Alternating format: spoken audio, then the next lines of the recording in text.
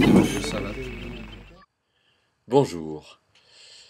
La question aujourd'hui, c'est comment se fait-il qu'il y a des chrétiens qui soient plus pauvres finalement que des gens qui ne croient pas? Euh,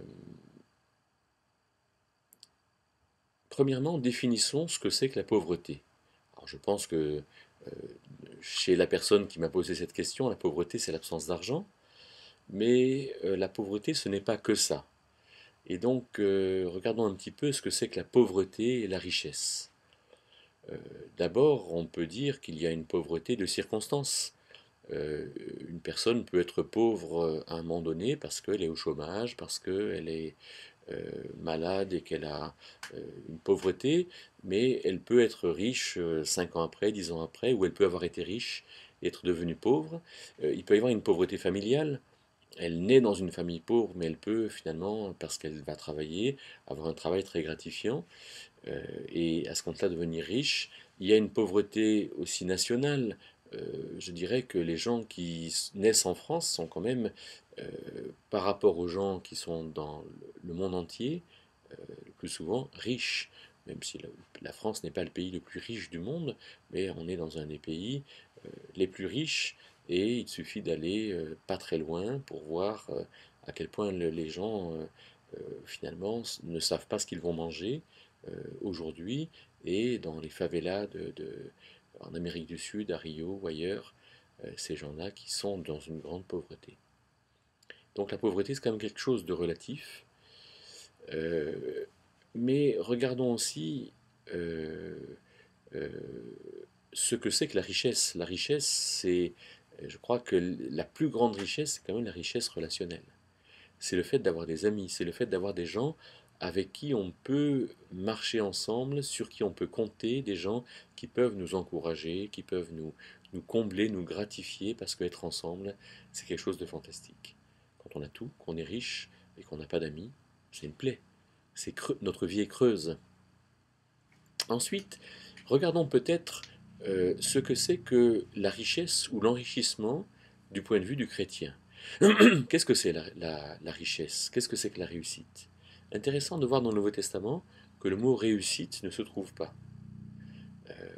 Dans l'Ancien Testament, en Josué 1 par exemple, Dieu avait dit à Josué que le livre de la loi ne s'éloigne pas de ta bouche, non pas de tes yeux, mais de ta bouche, c'est-à-dire parle-en, hein, et échange, et puis médite sur le livre de la loi, et tu réussiras dans toutes tes voies.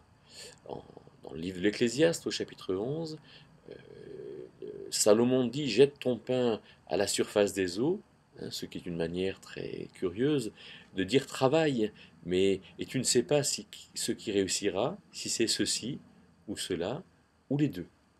Donc la réussite ne nous appartient pas.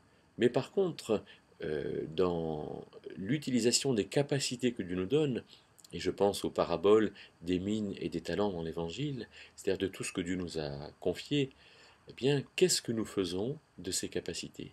Qu'est-ce que nous faisons de notre capacité à avoir des amis, à avoir des centres d'intérêt, à euh, travailler, à être créatif, à être ordonné, à être finalement paisible, à être disponible, à entrer dans l'œuvre de l'un et de l'autre?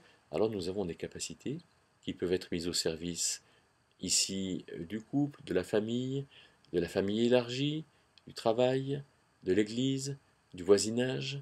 Comment est-ce qu'on nous considère dans le lotissement? Est-ce qu'on est quelqu'un de disponible?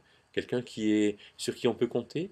Quelqu'un qui fait ce qui nous est demandé?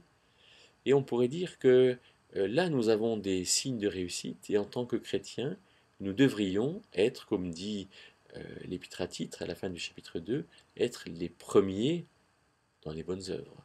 Parce que nous avons la sagesse de Dieu, parce que nous avons le sens que Dieu nous donne de la créativité, le sens de l'opportunité, le sens de la compréhension, le sens de la sagesse, bien sûr.